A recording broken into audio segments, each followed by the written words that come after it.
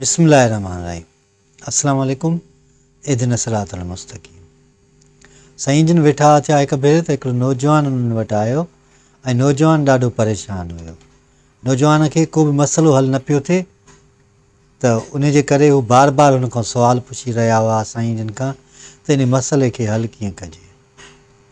छो जो नौजवान हिकु अहिड़ी ॻाल्हि करे रहियो जेका उन वक़्तु मुश्किल हुई। त उन बुज़ुर्ग शख़्स साईं जिन हुनखे चयो सुभाणे अचां त तुंहिंजे मसइले जो हल असां ॻोल्हे कढंदासीं।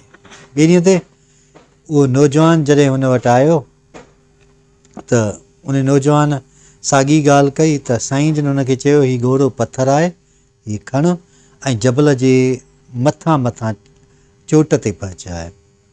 त उहो वाइड़ो थी वियो, चई इहो मां हाणे कीअं पहुचायां। हुन हिकिड़ी कोशिशि कई त थोरो जेको पथर हुयो अॻिते वधियो, वरी साॻी जॻह ते वरी पथर वापसि मोटी आयो।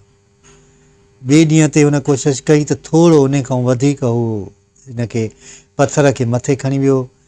टे ॾींहं ते अञा वधीक, हिनखे पूरो महीनो लॻी वियो उन पथर खे प्रैक्टिस कंदो मथे पहुचाई।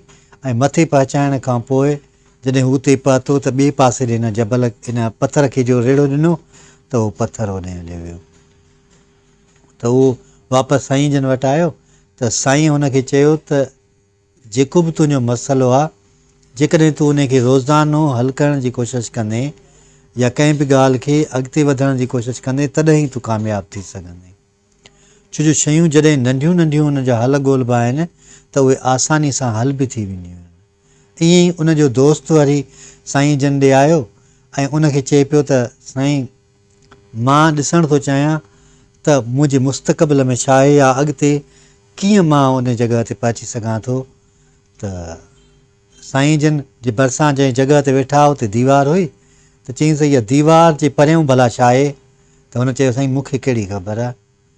त साईं जन अहिड़ो कमु कयो जो हुनखे चईं त ॿ टे सिरूं खणी आ, हुन दीवार जे भरिसां रखियूं ऐं ॾाकण जे नमूने ॿी सिर भरिसां रखियईं।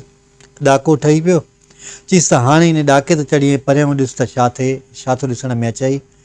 त हुन ॾाकण वारे नमूने सां जेके सिरूं रखियल हुयूं हुन ते चढ़ी ऐं ॿिए पासे ॾे वञी ॾिठो त उन ॿार खेॾनि पिया वेठा, सावक हुई, बाग़ हुयो, बाग़ीचा हुया। त साईं जन हुनखे चयो त जॾहिं बि का मुश्किल मरहलो अचे त उनखे नंढनि नंढनि टुकड़नि में विराए, स्टेप्स में विराए ऐं जॾहिं तव्हां अमल कंदा आहियो त पोइ उहो वधीक आसान थी पवंदो आहे ऐं बहितर थी पवंदो आहे। ज़िंदगी बि ईअं ई आहे। तव्हां हिकु मरहले खां ॿिए मरहले ताईं गुज़रण जे लाइ तव्हांखे नंढा नंढा स्टेप्स खणणा पवंदा आहिनि, नंढा नंढा क़दम खणणा पवंदा आहिनि ऐं उहे क़दम तव्हांखे ज़िंदगीअ जे उन मोड़ ते वठी वेंदा आहिनि जेके तव्हांजे लाइ मुनफ़रिद बि हूंदा आहिनि ऐं फ़ाइदेमंद बि हूंदा आहिनि। अलाह साईं असां सभिनी खे सिधो रस्तो ॾेखारे, सिधे रस्ते ते हलण जी तौफ़ीक़ अता फरमाए।